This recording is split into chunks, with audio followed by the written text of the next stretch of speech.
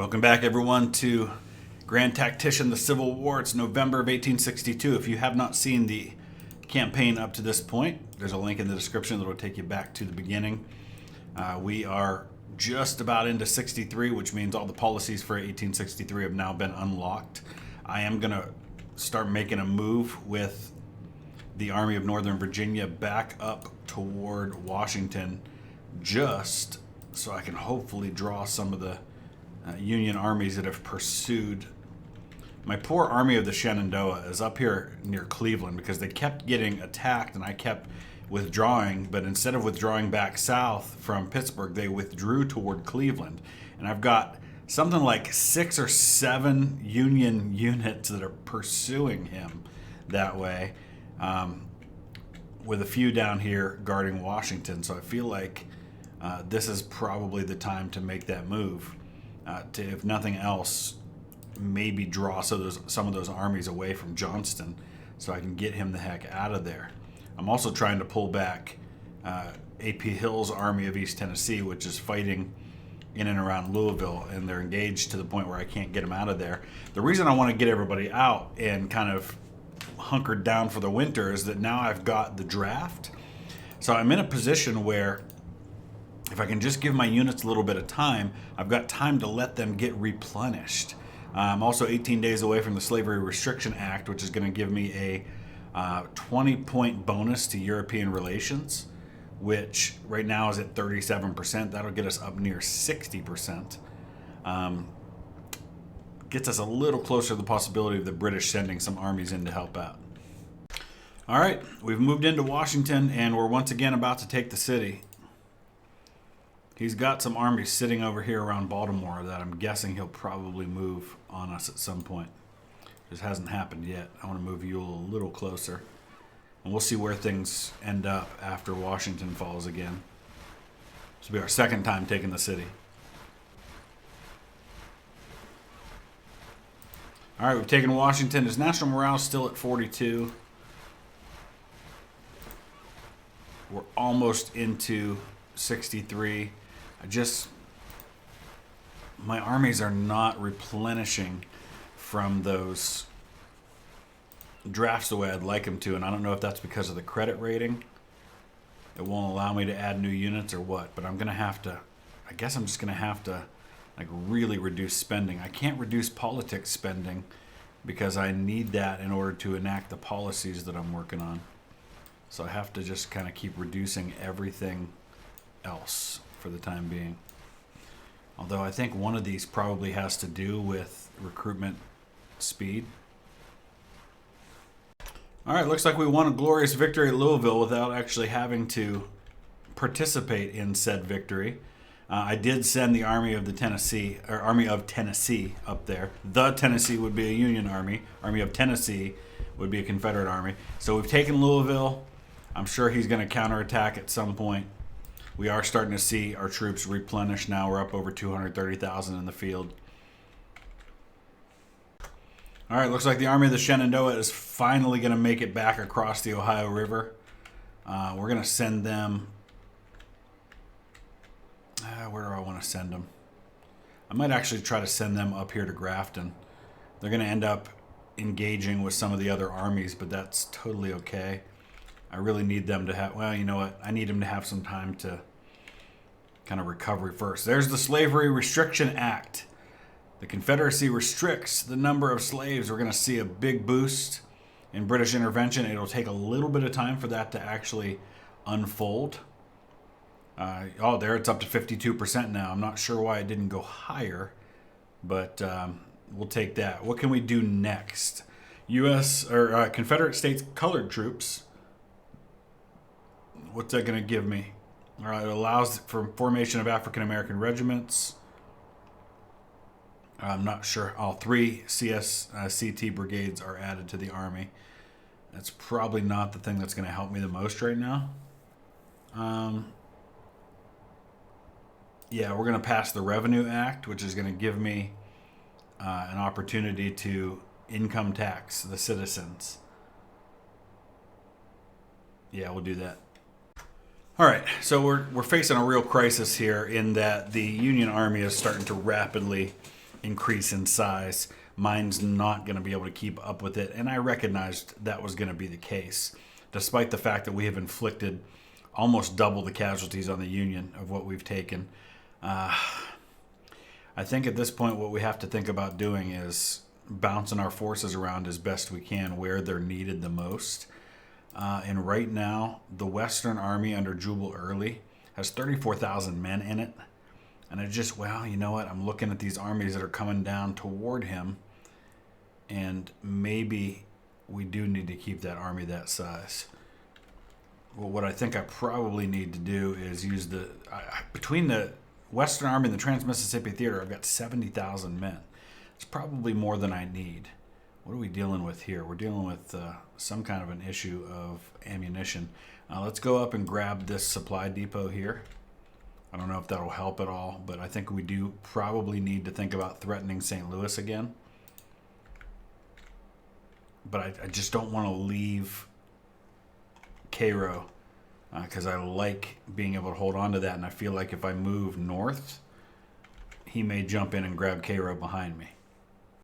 Meanwhile, I still would very much like to get Kentucky to secede from the Union, and the way that we can do that is to drive the what weapons do we get? Oh, Colt revolving rifles. We've got to drive the existing Union armies out of the state in order to be able to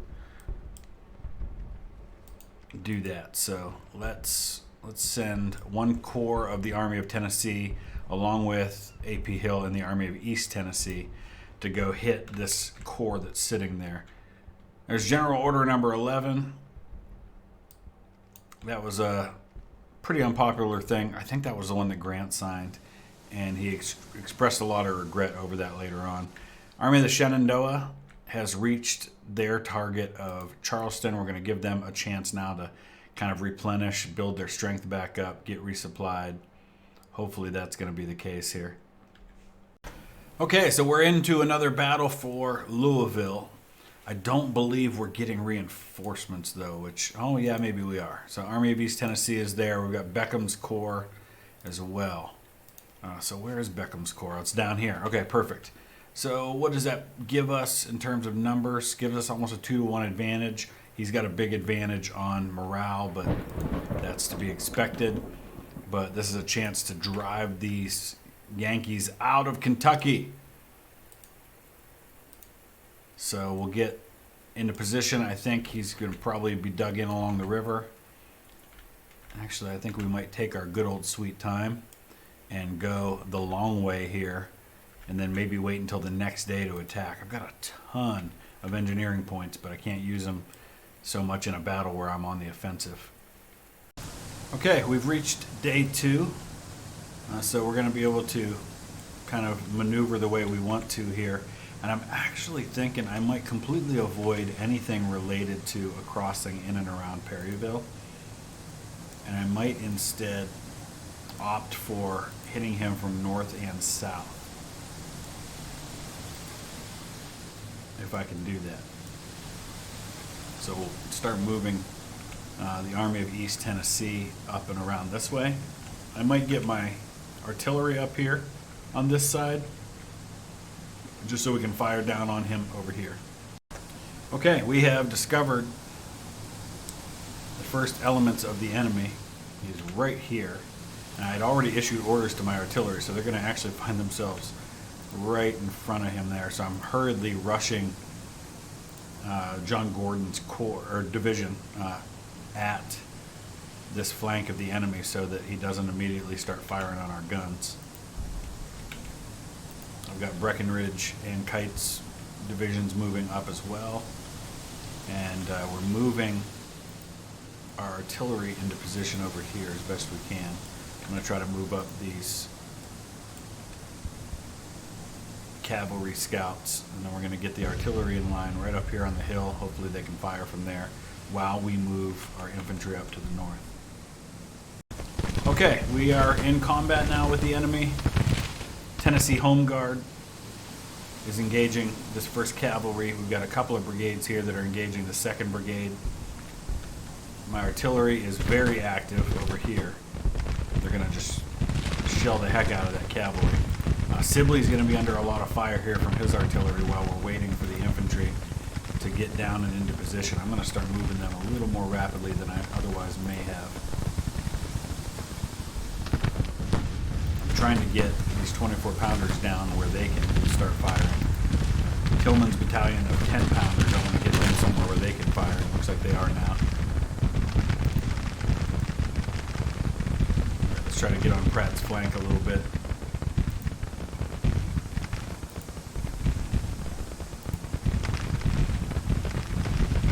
Major numerical advantage, so I need to take advantage of that as best I can.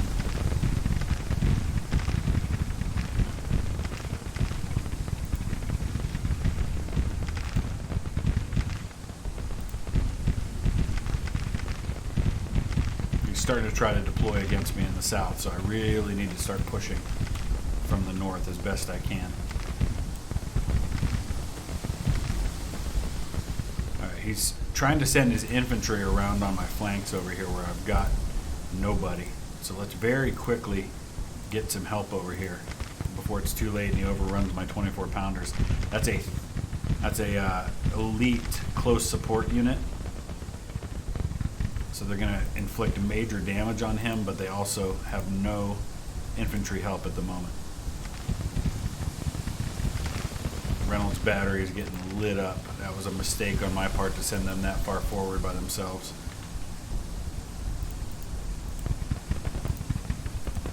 There's Stan Waddy,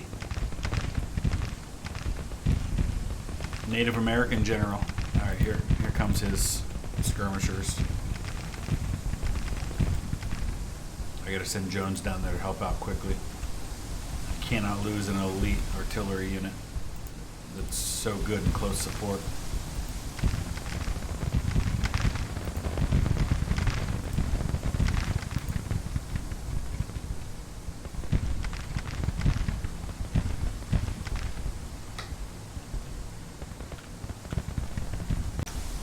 Alright, so it looks like Jones is going to get into some melee combat, which is not ideal because that means he might get driven off real quick.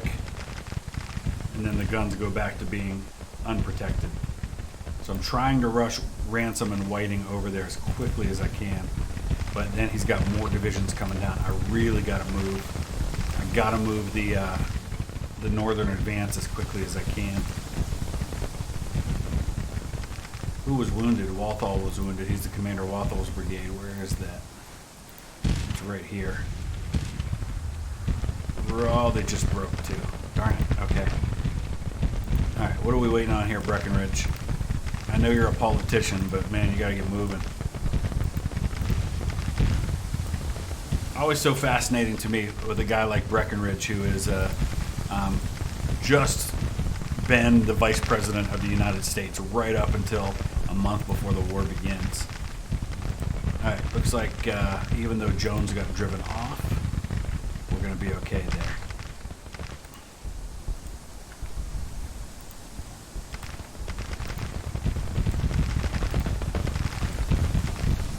All right, here we go. He's got a bunch of artillery sitting here. I don't know how much infantry support they've got.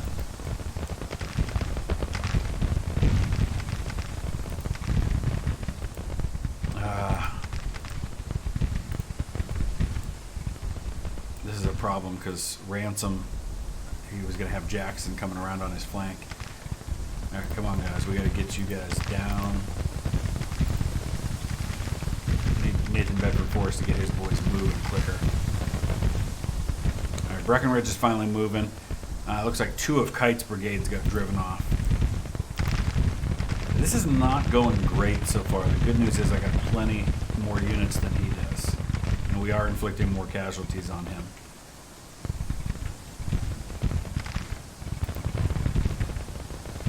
All right, charge those guns, get them out of there. Keep pushing south.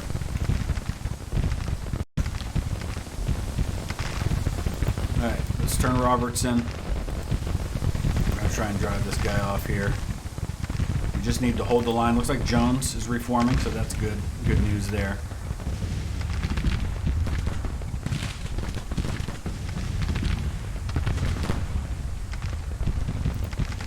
Just need to hold the line the best we can over here. Move Anderson up a little bit.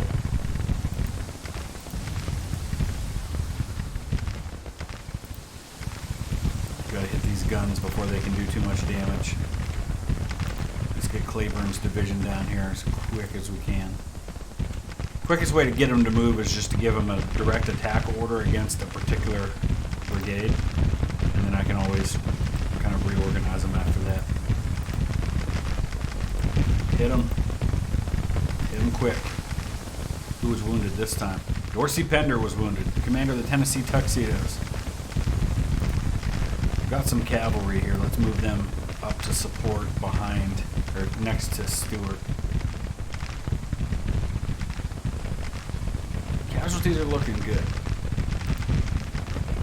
Alright, Bass's boys have themselves a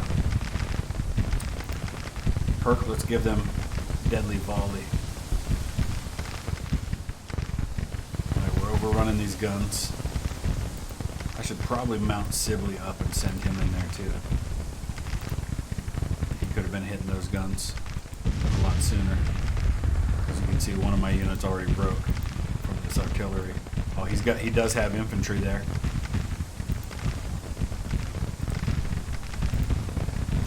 Which is moving up north to meet us. So let's get our infantry down quickly. Oh, what happened here? First Royal Volunteers disintegrated and surrendered? What? Where? Right there. Oh my gosh.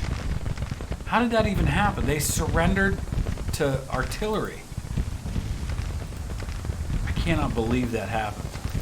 Oh.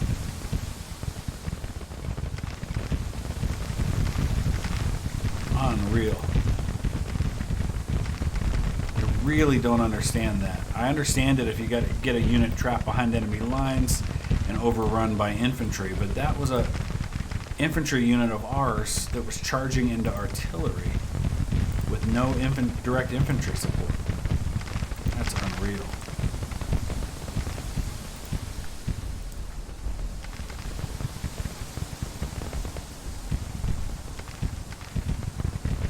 Wow.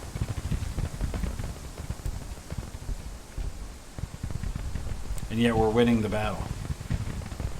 Even with the loss of that unit. Our morale's higher, our casualties are lower, and we're driving them off.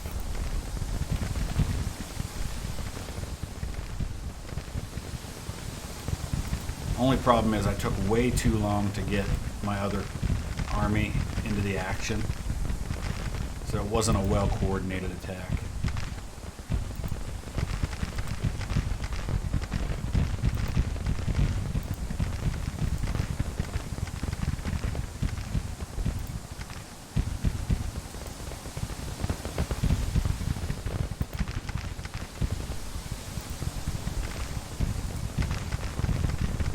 I think we can speed things along now. Most of his army's been defeated.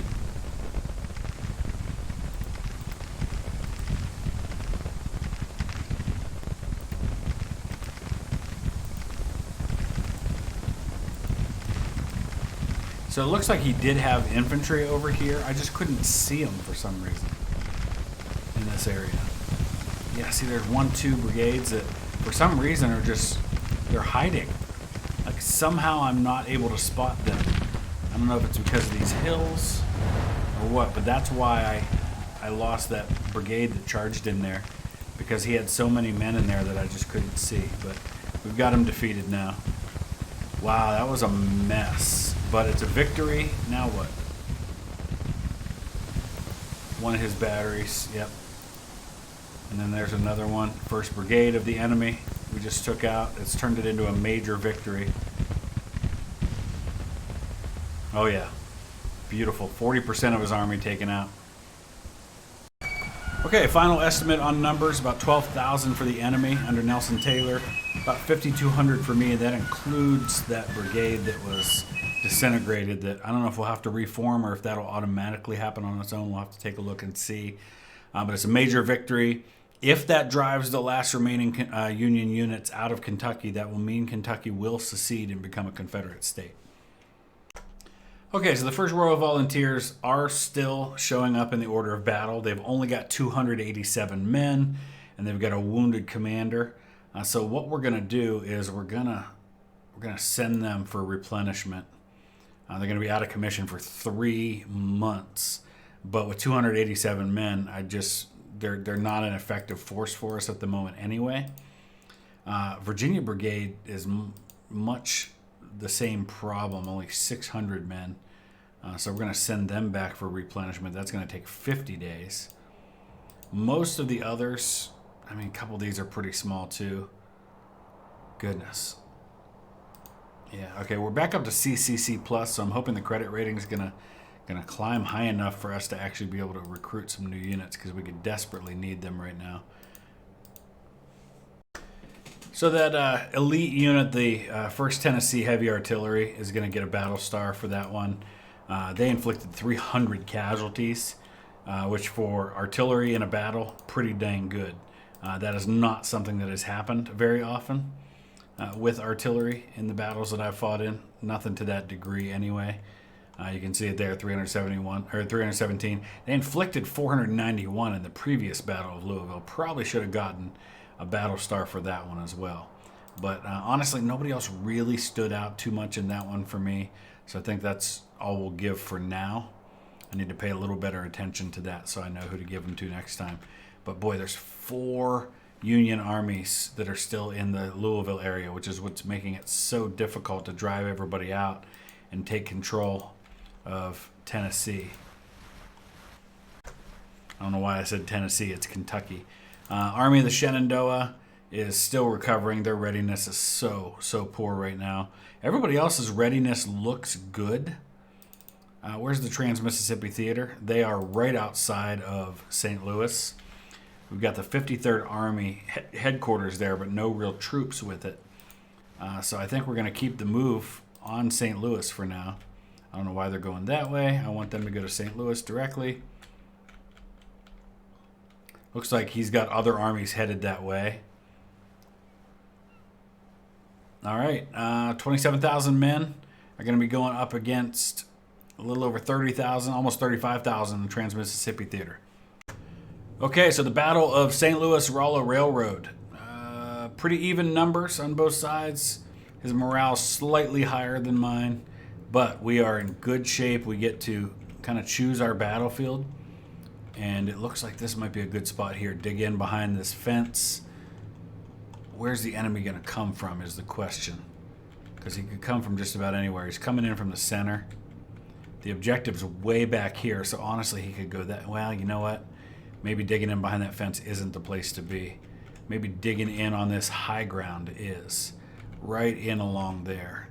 I think that's what we're going to do. Alright, here's my initial deployment, but he appears to be coming down this road, at least with one division. Doesn't mean he won't have divisions coming from the other side too. So we're going to try to slow him down with the 1st California Exiles. I think we'll bring B's brigade over into their right. I'm going to shift. I had Pickett in reserve, and we're going to shift him over and kind of extend the line. I also had these 12-pounder Whitworths up on a hill, which had a beautiful, high commanding view of the battlefield. But I feel like I've got to move them to a safer location with a lot of Union troops coming down the line here. This may be where the vast majority of his army is going to come at me. In which case, it might not be a bad idea for me to... You know what? Maybe I should have put that artillery up on this hill. It's going to take me forever to get them up there.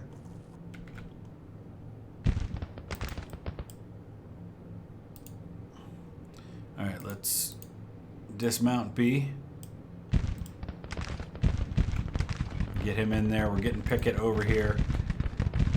I'm going to pull the law back. We'll let the cavalry hold for as long as they can. I'll shift Hayes back this way. We're probably going to need to bring B over as well at this point. Well, no, he is going to try to extend the line this way. So maybe we'll be okay. 1st California Exiles, they've already taken almost 50% casualties. They're at 900. They've lost, but they held. They held for a long, long time while they were under fire from 3 infantry brigades. So well done to them. I think we're probably past the point of being able... These poor guns, I keep moving them around, but we are past the point of being able to move those 12-pounder Whitworths up there.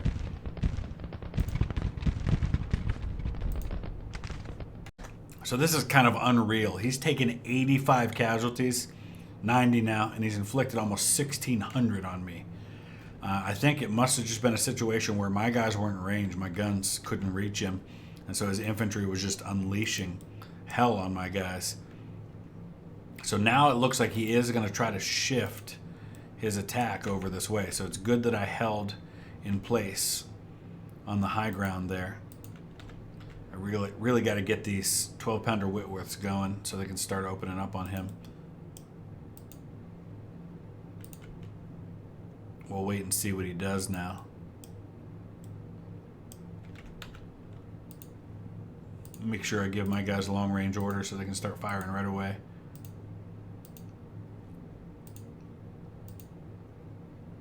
All right, here it comes.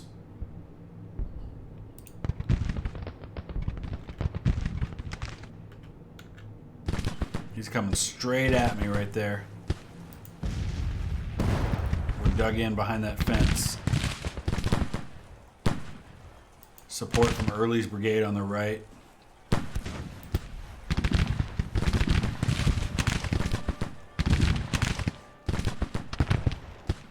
This is a really cool battlefield. I like it a lot. So see, he's got high ground himself now on that side.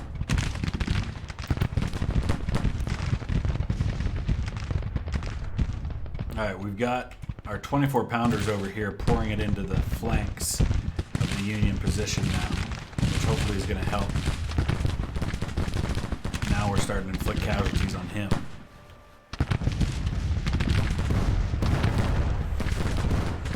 Look at that artillery exploding over their heads. As it should, rather than blowing up when it hits the ground.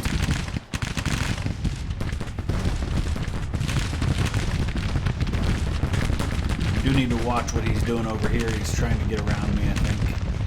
Now we're going to get hit pretty hard over here on this side. But thankfully we've got plenty of help at the moment.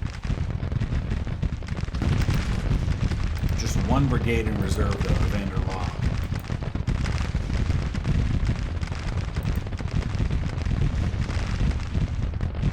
But we're starting to inflict some casualties on the enemy now.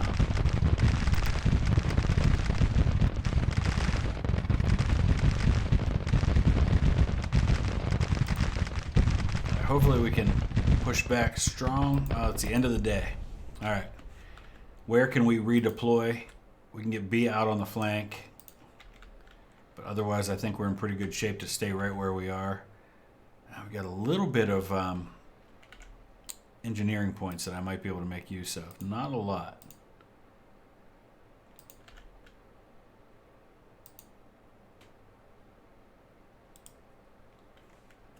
And I don't want breastworks.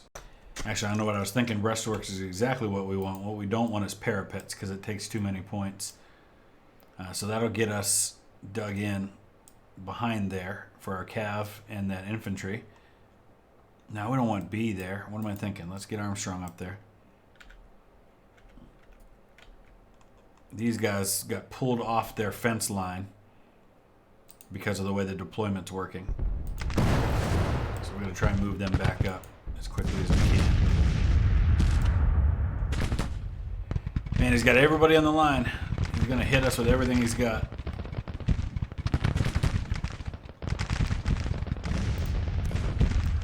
Okay, let's bring some help around. We're going to bring Robertson. No, I want you to go back this way. And then go over here.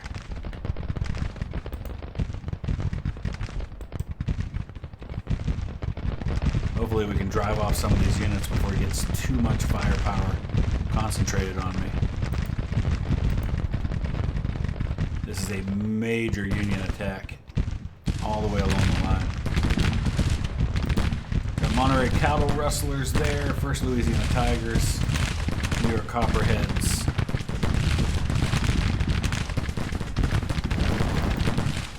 concerned about Early's brigade. They only have 600 men left. They're holding a pretty crucial spot in the line. Let's get McGowan up here in position.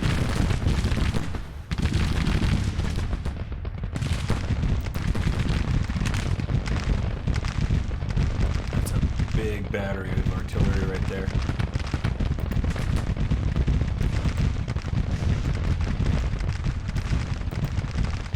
Alright, boys.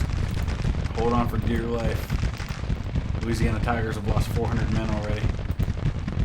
They may need to think about bringing Law up there behind them to be ready. That's 1, 2, 3, 4, 5 brigades right there at our center.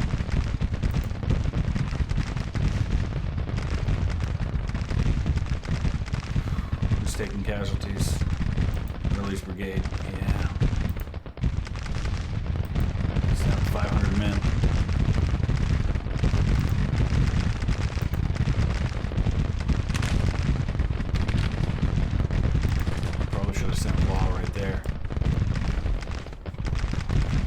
Center. Oh no, right broke. I wasn't expecting that. We lost 700 men.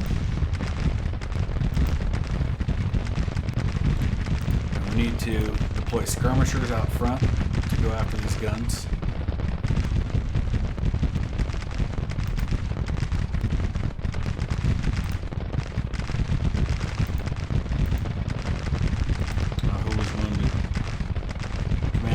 Brigade. Man, down to 350 men. Colonel William W.H.F. Lee became governor of Virginia later, I believe. They're still hanging on somehow, though. All right, come on, Law, get up there, take their place. All back, boys. There goes Hampton. Man. Taking 6,000 casualties. Pretty even on both sides as far as percentage. Louisiana Tigers, what's going on with them? Oh, 1,000 casualties. Wow. Alright, we broke the right. Union right has broken. Now let's roll them up. We gotta hurry. Now who was wounded? Vanderlaw was wounded, commander of the 36th Brigade. Man, these casualties. Roll them up.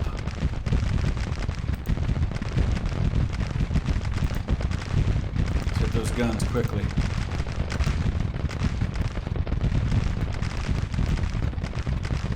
Alright, now we're almost even on casualties, finally. Started out with a 1,500 man disadvantage on casualties because of that early fighting. Both sides have lost over 20% of their army now.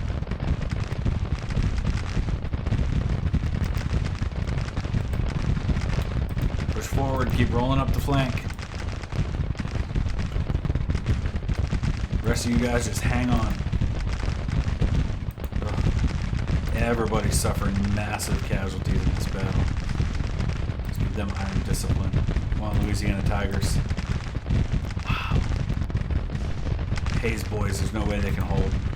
It's just too much. Man, I cannot believe the casualties these units are taking and still fighting. 8,000 on each side. Union's lost over 30%. And most of his army is still on the field. This is nuts. Now it's starting to shift, though. We're starting to break some units. Wow. Another wounded commander, Munford, commander of the New York Copperheads. We got him. We got him. All right. Wow. Haven't seen many battles like that. Good night. Definitely some battle stars coming from this one. It's only a minor victory, though, because of the losses we took. But we inflicted 35% casualties on the enemy. Took 27% ourselves. Okay, first things first, I want to look at our commanders as they are now at this point. We've got George Pickett's only a colonel. You got to at least get him to brigadier general in command of a division there. Mallory's a brigadier general. Maury is a colonel. That's fine. He's commanding artillery. Wow. Hardy, half of his men are disabled right now. They just got smoked in that battle. Evander Law, not good numbers there for him. But, man, we just have so few commanders that are actually available. Oh, Henry Heath, look at him. He's actually got some pretty good numbers going for him. Wow. Initiative, leadership, administration, cunning, promotion, yes. Why is he he was already a major general? No, he wasn't. I was looking at Hardy. No, who did I just promote? Oh, it's Mosby. Why is he defamed? Just won a battle. All right, in the meantime, Munford needs replaced as well.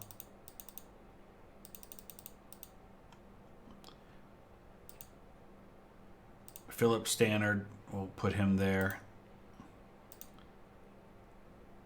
Harry Hayes, WHF Lee. I think we'll just chill for now on him. He might come back in time. Yeah, we've got to send them anyway to be replenished. So look at all these units and how many men they lost. My goodness. Louisiana Tigers are definitely going to get a battle star because of what they withstood during that battle. It's just insanity. A lot of these units took some major casualties. But like a unit like McGowan, he took 371 but inflicted 1,260. They did really, really well. Who else do we have here? The Willamette Brigade, the Kansas Brigade. They weren't real involved. Monterey Cattle Rustlers were heavily involved in that one. Hampton's unit, they kind of just ran. So I think we'll give Monterey Cattle Rustlers another battle star too.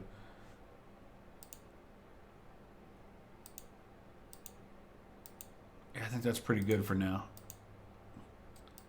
Who was the unit that had to stand and fight early on? Oh, the California Exiles. Yeah, we asked the impossible of them. So we're going to do the same for them there. We're going to give them a battle star from that one for what they withstood. And I think we're good for there. And with that, we're going to wrap this episode up. We'll be getting into 1863 in the next episode. Hopefully we can see British intervention happen. It's at 52% right now. Policy-wise, we are working on the Revenue Act, which is 14 days away. Let me know your thoughts in the comment section below, and we will see you again soon. Thanks for watching.